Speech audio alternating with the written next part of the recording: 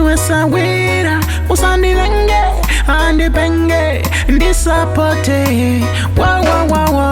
na iwe sawira ndikava mukwasha wekumba kwenyu Zvakaipeyi na iwe sawira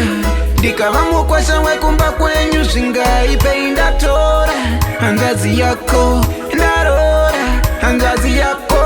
ndatora hanzvadzi yako ndarora hanzvadzi yako anondiitira mwana uyu pandinouya kumba kwenyu anondicherera mvura yekumwa achinyamwerera indaperera ndichisina nyadzi ndinoziva ngade ndichimuti hanzvadzi mbati nhasi tati ndikuudze naye sawira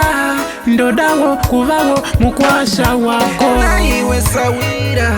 ndikava mukwasha wekumba kwenyu Zvakaipeyi na iwe sawira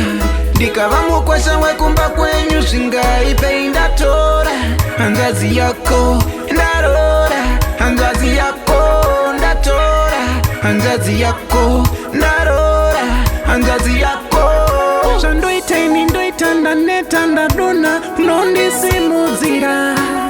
ndabayiwa neminzwa ndachema ndiwe unonditumbura asi nhasi inini ndauya chigara uchiziva mwana ndamuda ndiwe wangu tsano na iwe sawira ndikava mukwasha wekumba kwenyu Zvakaipeyi na iwe sawira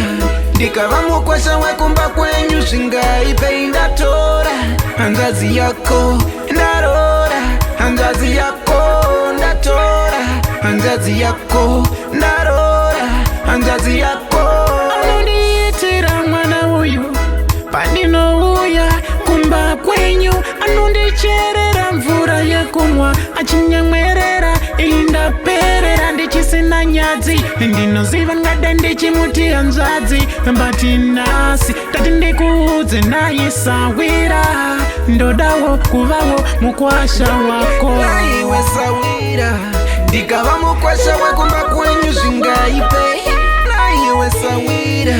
ndikava mukwasha wekumba kwenyu Zvakaipeyi ndatora hanzvadzi yako ndarora hanzvadzi yako ndatora hanzvadzi yako ndarora hanzvadzi yako na iwe sawira ndikava mukwasha wekumba kwenyu Zvakaipeyi na iwe sawira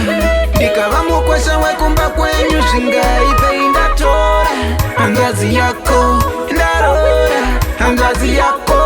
ndatora hanzvadzi yako ndarora hanzvadzi yako